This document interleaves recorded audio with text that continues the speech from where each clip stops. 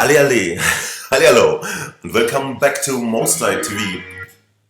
This is season 6, yeah, and the year is not so fresh anymore, but we are on episode 2. Yeah, that didn't means I'm lazy.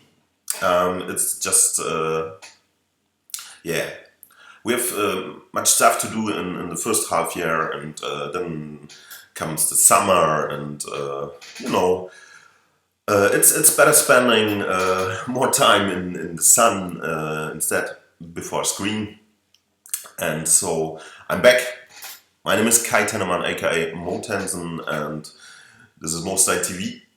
And today I'd like to show you some stuff I did for a project, but it's interesting because I just did the pre-production stuff. This was a logo animation job we get from a company in Hamburg. They call it Fish Labs, and making a huge space traveling and shooting and a complex game for iOS mobile devices. Oh, and how we learned last week on the latest Apple keynote, they made a special version for the brand new Apple TV 2. Yeah. and this game is called Galaxy on Fire. And in this case, Galaxy on Fire 3 Manticore. And the Apple TV version, Galaxy on Fire 3 Manticore Rising. Whew. So, and the final game will out around 2016, I think. The Rising version is shipped with the Apple TV when it's out. I think October or something. Not sure. But yeah, it's a bit special because when we start with the job, I was short before I planned a vacation. And so I did the first R&D stuff and playing around, and did a very few very raw animatic at the start. But then I have to go to vacation, and Philip, my colleague in our office, did the whole rest. Yeah, because I left the job and he finished the job, and I just when I come back from vacation made some kind of metal logo that appears at the end. But anyway, I think there is maybe some stuff I did at the very first start could be interesting for you, because yeah, I post some shots and small animation on Instagram, and people asking what this is, and if I can show more. And yes, I can. Yes, I can. Okay, so, and yeah, and one thing I have to say, it's not so easy recording stuff, because when I'm in the office, there are often other guys too. So when I have the time to recording stuff, it's nowadays not so easy for me finding a computer that is free too, because now I'm at home on our iMac. Isa is going away today, because normally this is Isa's workspace, and when she is away, I can record things without nerving my colleagues in the office with speaking to the screen. So, and yeah, and today, this is the day I have time. So, okay, Galaxy on Fire 3 Manticore. What I did is the first R&D stuff, and I will show you some tiny things.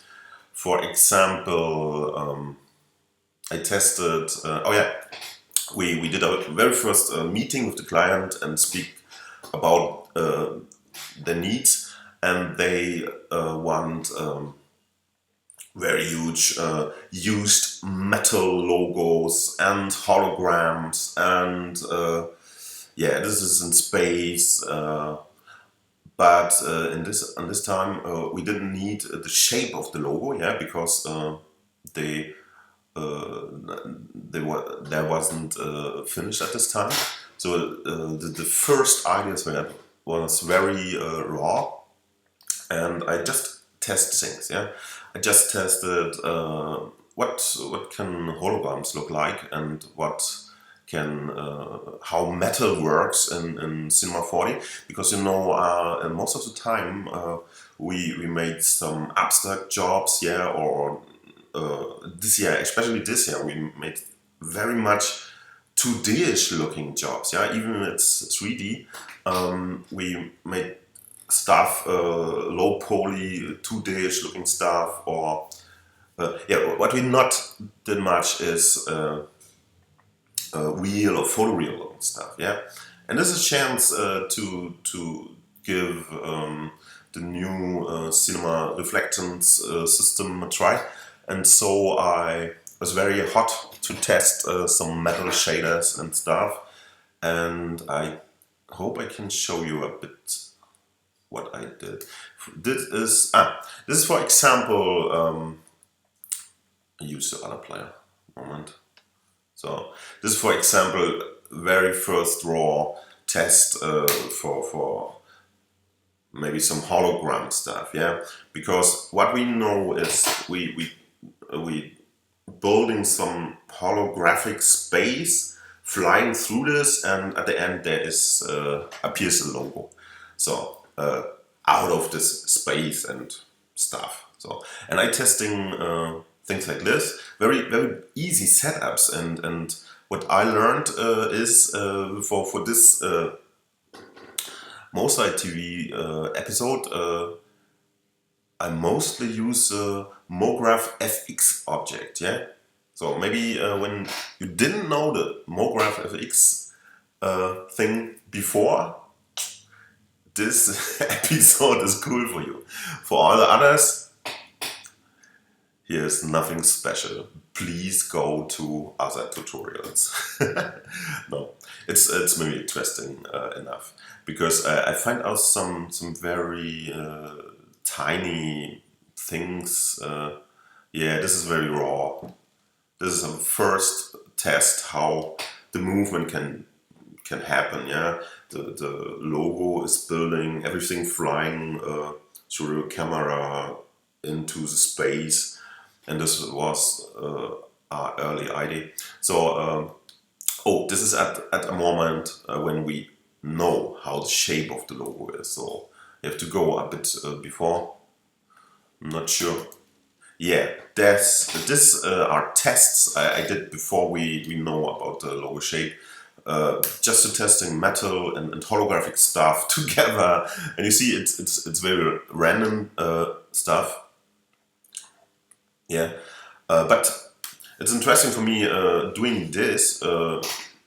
Even I know something that will really happen in the logo animation, because I testing in this how I can combine metal things and logo and holographic things. Maybe there is, yeah, this one is cooler. It's with a very thin mesh out of X particle shaded rays. So, and yeah, you see, it's just testing. And what I find out at first is when you have just metal shaded materials and in space, it looks very boring. Yeah, it's just metal. It's okay, but not so interesting. And so I try to combine it with some colored objects, because the reflection of this object, and in this case, this orange ones and bluish ones, the reflection of this objects in addition to the metal objects give very more interesting pictures. And what I especially like is when this 3 splits and pieces, yeah, that's glowing holographic stuff inside is reflecting everything. So this is something I like, and the way we could go when things happen. This is a very raw test too. I just take a few parametric objects, putting the shader on it, and let everything rotate. So in this scene, it's HDIR on a sky object to give the reflection, and yeah, and nothing else. There is no lights in the scene. It's just reflection, just a metal shader, no global animation or stuff, because on typical metal you didn't see light bounces because everything is reflecting, so you can save time. Yeah, and this is stuff I do overnight. I set up before I left the office. Then something can render overnight, and the next day I see how objects reacting with the reflective sky and in different angles. And in this case, I test how deep of field looks in Cinema Advanced Renderer and Physical Renderer. And so this is without deep of field. Moment. Here. Okay. So in this stuff I did before everything realistic happens. And what I find out in this moment, and it's one thing I can't imagine at this moment, or maybe final heavy metal logo called built out of smaller pieces. Yeah, while it's moving through the camera into the space and finding its final position, why not let consist them of tinier metal plates that flying and connecting together and building the whole logo. This was one of the ideas, and so I testing one thing, splitting a solid metal plate into pieces, seamless, yeah, and without some compositing trick, just in 3D, and that is one approach I find, and yeah, it's via the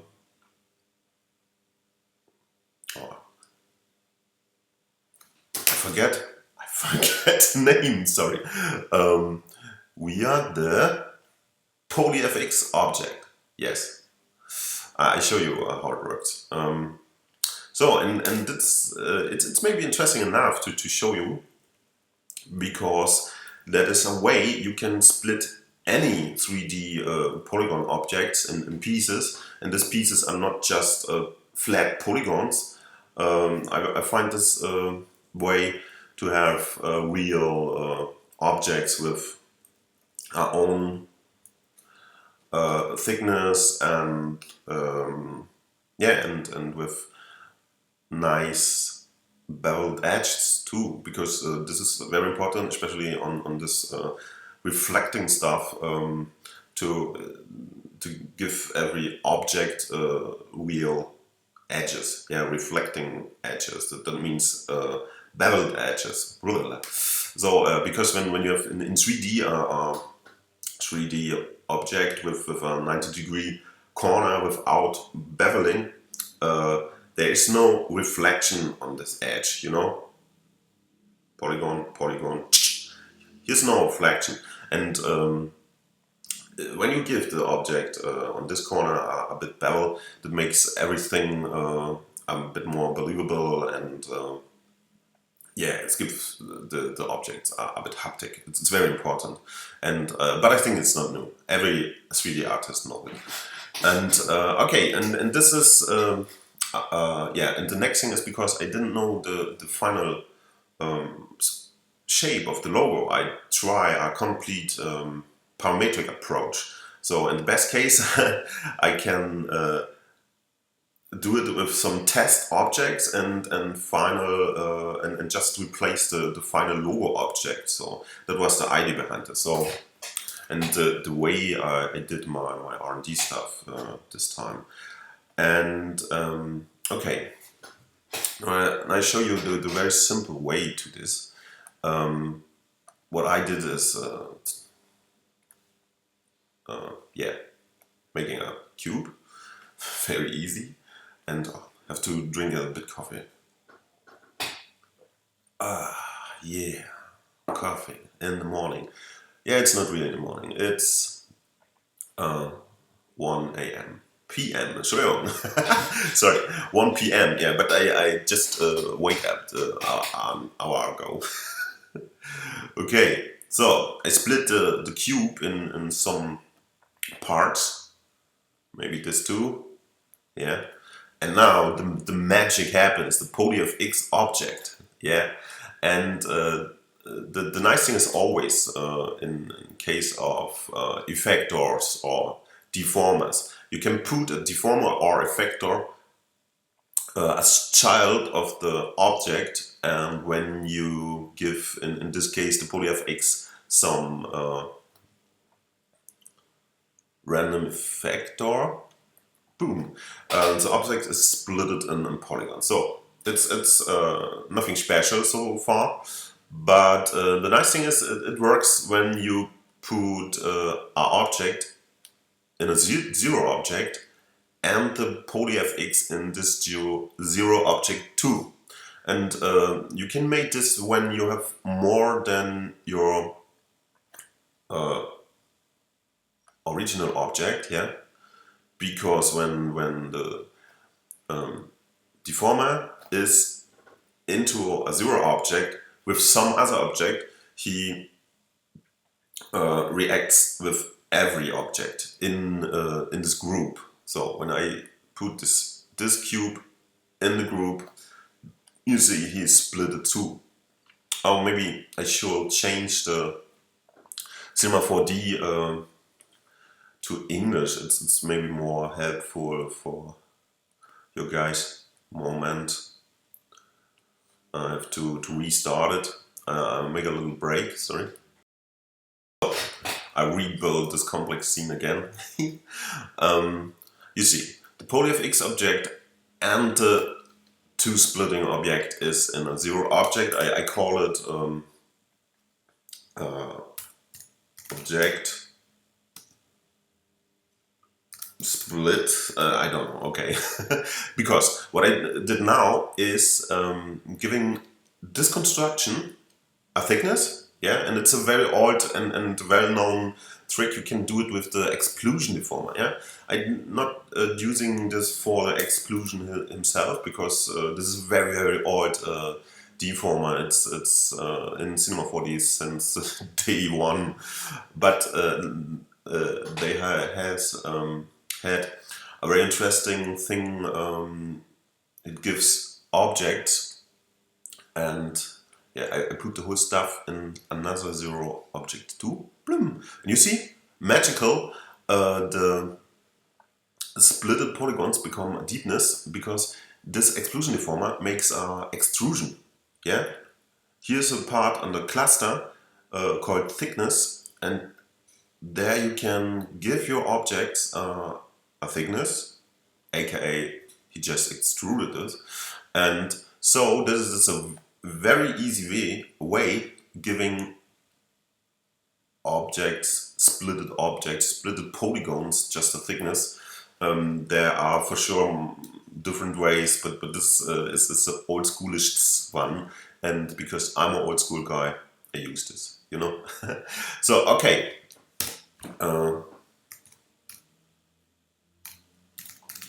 So this is for the thickness, as it's called. Yeah. So to be correct, no. So okay, here's our basic object. Here's for the thickness.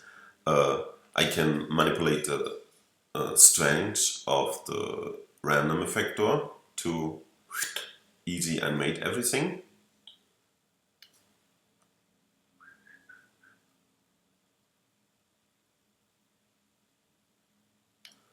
This is a bit strange. Okay, that's because I have a negative. You see it, it looks a bit bold, strange.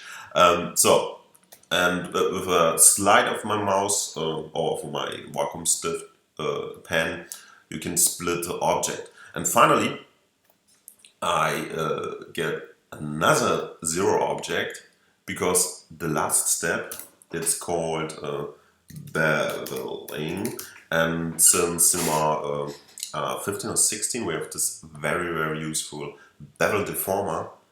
Just putting this here, and it's the same thing, yeah?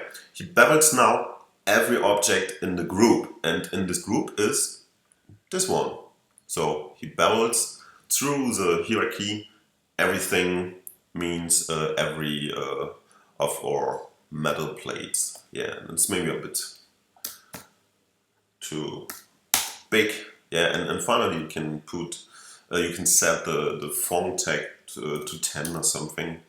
So, and this is splitted metal plates, soon to be metal plates, and all I did additional is giving this stuff HDRE map, HDRE maps. Yeah, there's one. I take this for the moment. It's okay. So it's a brown one. Okay. So, and just to test this very fast, I give them a high reflecting layer. Yeah, it's okay. It's more or less like chrome. So, and in our case, we need black space, so I give this sky or composite tag and set the scene by camera off. So, and it means we just see this. And okay, yeah, I set the metal, the reflection thing a bit too, the roughness a bit higher, so it looks a bit nicer. So, and what you see now is, like I said, the tiny bevel edges of the objects give them a bit more haptic, and oh my gosh, the reflectance things looks much better with physical render, you know. Boom. Okay, so, and this is basically what I did, and the fun thing is, for the holographic stuff, I did nearly the same, and because you see now it looks more or less like very clean metal plates. In the final shader, I can show you, I use a combination of two different metal layers, one with some roughness to make blurred reflection, and one with a very high reflective value, but with a scratch mask to layer it over the other. I can you show the original material. So, but what I like to show you in addition to this is when I now put every object into the scene here. Yeah, every object will be splitted in pieces, and it's just a slide to bring them back in the original pieces. Oh, the only thing I find out about this polygon FX object, and it's a bit yeah, it's a limitation. I'm afraid maybe there is a different possibility, but at the moment I don't know how I can fix this. I give you an example, because the polyFX object just reacts on quads and triangles. Let me do a little test to show you. Here is a quad, here's a triangle, and now make a multi-angle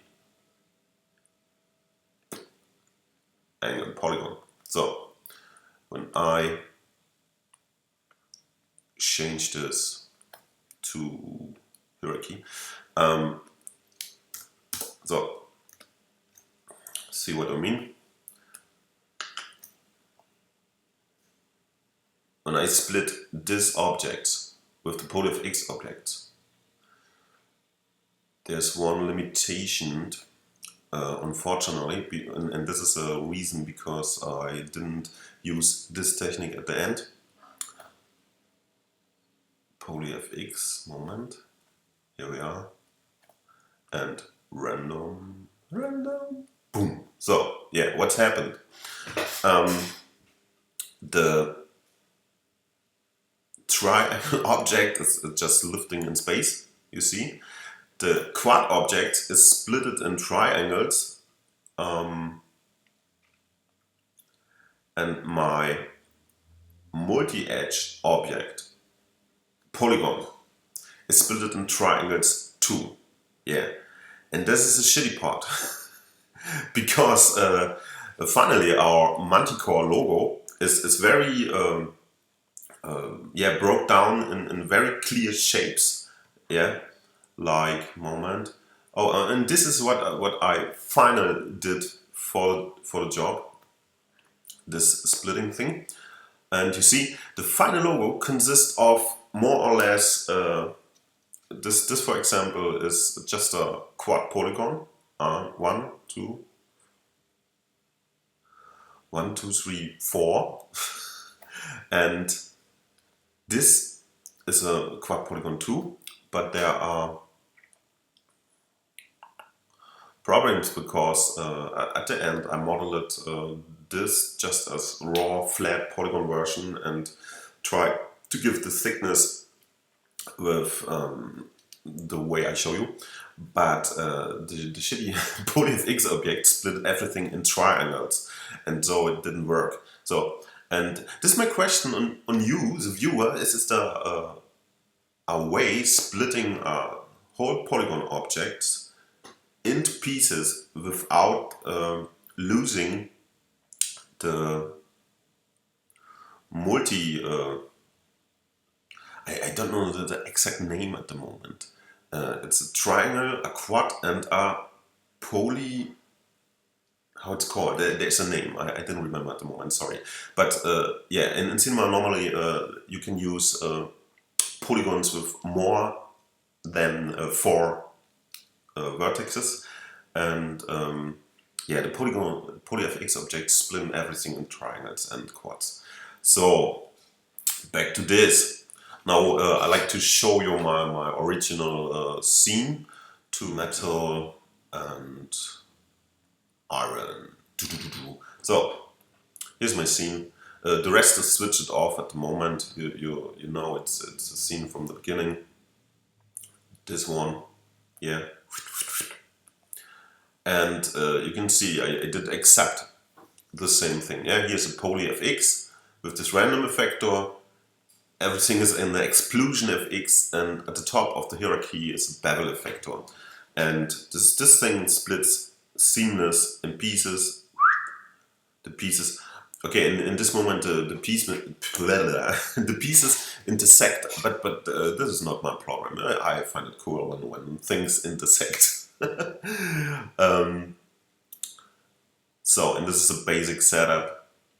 And the nice thing is, because it's full parametric, yeah, I can change every time the thickness of the objects. I can change the amount of the bevel. What is interesting, because when an object travels close to the camera and has very thick bevel edges that it needs when it stands in its final position, it doesn't look good in a close thing, and so you can, because everything is parametric, you can animate it through the way to its final position and make a tinier bevel edge a bit larger when it's when the final object is smaller on the screen, and this is a nice way, but you see it has some limitations, and this is my metal material I come out. Yeah, there's no color in the color channel of Cinema 4D. Sorry, I was a bit sick. I was a bit sick last week, and yeah, it's better now, but not 100%. Yeah, it was sickness, you know. Not this. no. So yeah, where I stopped. Okay, this configuration works fine, and on the material side, yeah, there's nothing in the color channel. There's just a slightly bump for scratches and something. And moment. Oh, you know what I love is this texture manager in Cinema 4D. This is one of the things I used most, because when you miss some textures, yeah, you can always select them, go to relinked textures, just go to your project and click, and Cinema magically find all the textures. And okay, there are some missing because they're not in the project, but I know there are in this. Ding. So and Cinema automatically find all the textures on your system, and it's very, very great and helpful. So, oh, and the material. You see, what I did is one layer with very high roughness, and the Fresnel is set to conductor and iron in this case. Yeah, you can have some things you can do here, and it's nice because the iron thing is yeah, ready to use. This is progressive, okay. Ready to use metal look thing. You saw it maybe while the animation. It's not a flat surface. It's yeah. How can describe it? It's in this case you can see, yeah, here's just the iron thing visible in reflection. You see it on this side, yeah, and it's not it's not clean. It feels a bit dirty, yeah, and it's very great. It's what I need for this metal effect. And this is set, yeah, it's this very basic setting. And the second layer, it's maybe a bit more interesting. Here I give the reflection strength to 500, because I like to have this scratches. You see it here, very bright and very visible, and so the scratches have much more reflection strength. And this is layered via this mask. It's just a scratch texture, yeah. And that's, oh, where I close it. And this is an easy way to make some metallic looking material. At the end there is a traditional legacy specular layer, and it's just in case when I like to use light sources to give some rim lights and so on. I didn't use it in this scene. And yeah, okay, it's built in the bump channel. It's just a scratch texture 2, and in this case is some kind of dirt textures in a slightly displacement too. Okay, it's interesting. I didn't remember it. Adaptive, automatic, maybe 10. Yeah, it makes the whole thing maybe a bit. I give them a bit more natural, slightly distortion on the surfaces. So you don't have really, so the object don't have consist just on one polygon, because the displacement automatically, no, it's not sub displacement activated. Maybe I did it to test something. I don't know. I don't remember. So at last we can have a look on my first hologram elements. That looks interesting. s06e02. So this is stuff. It's the same thing, yeah. To test ideas and what could be used for holograms, and so I always did this parametric stuff, yeah, because I not like to model things and animate things, to just learn, yeah, this is not the way I have to go. This is still parametric too. And you can see it's just a sphere, I render.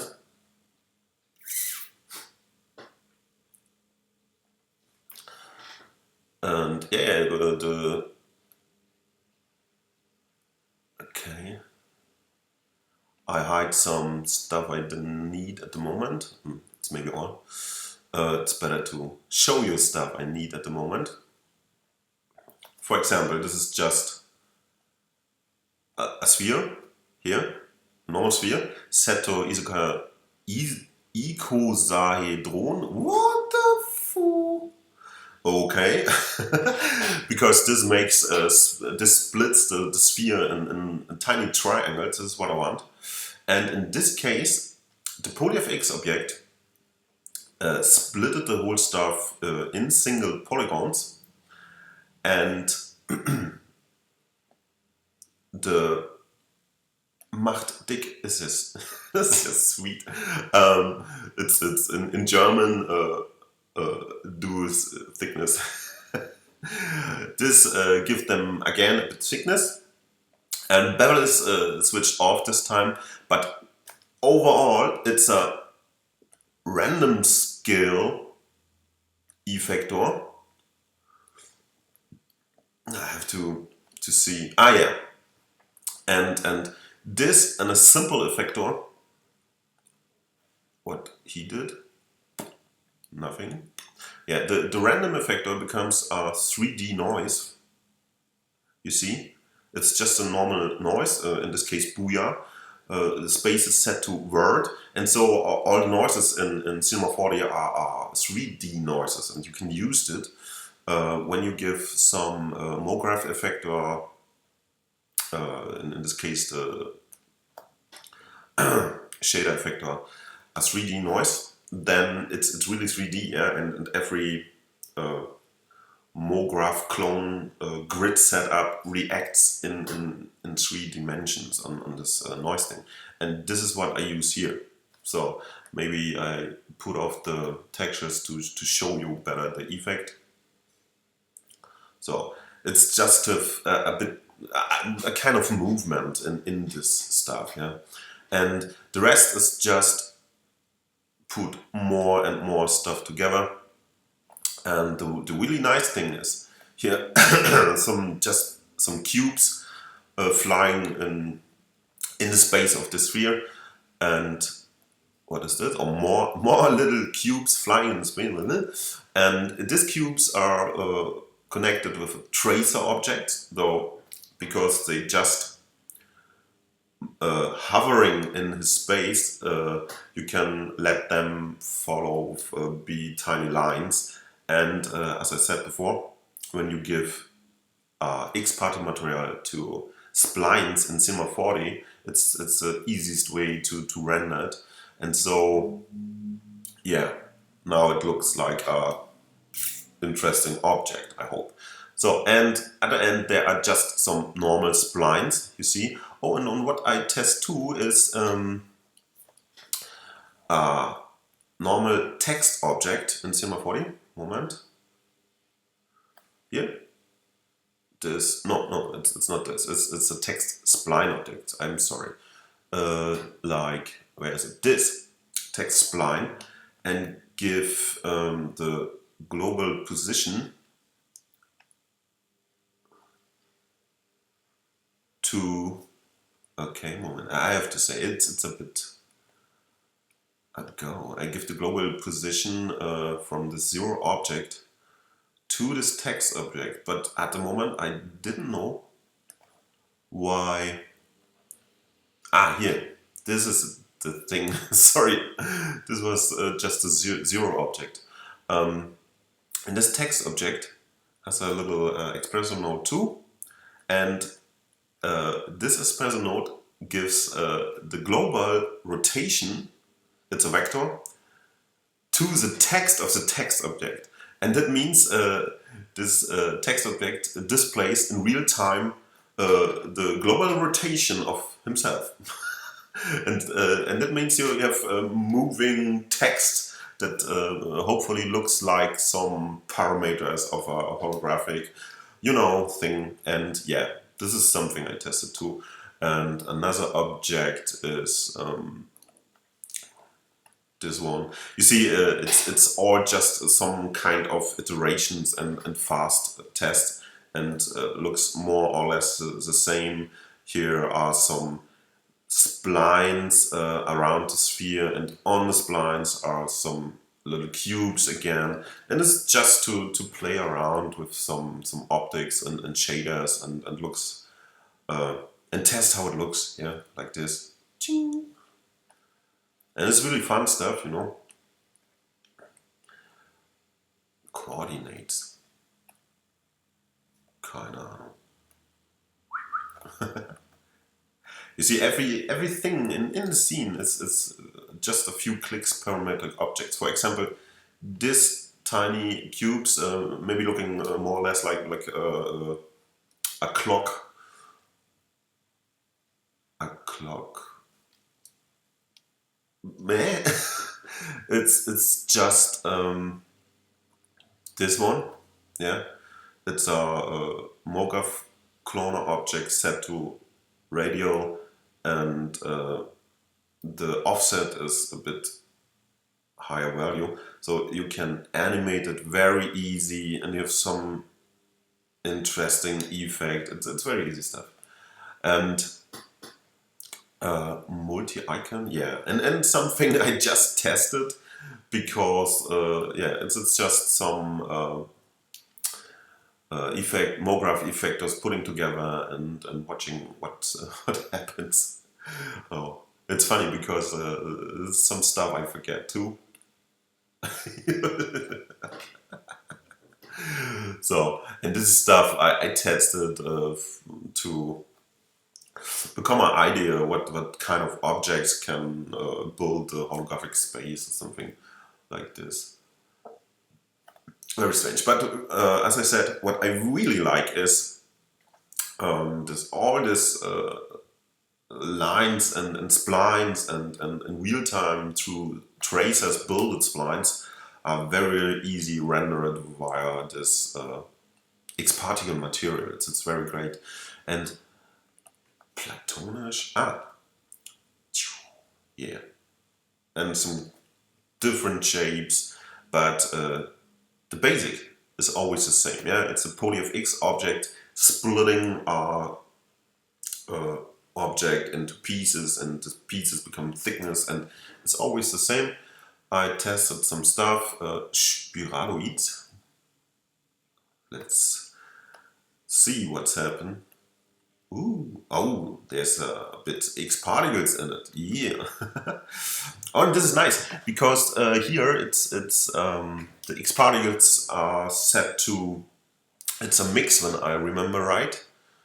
No, it's this material becomes in the illumination channel. I use the neon mode, and the neon means around the particle is a bit kind of glow, and this means in our case here, I like the effect because it looks not just like flat particles. It becomes some kind of grainy look, yeah, and this is what I like in this case. And you see, I just tested some stuff at the end when Philip did the animation. He take his complete new and own approach. So I'm afraid nothing of this finds its way in the final version. X particles.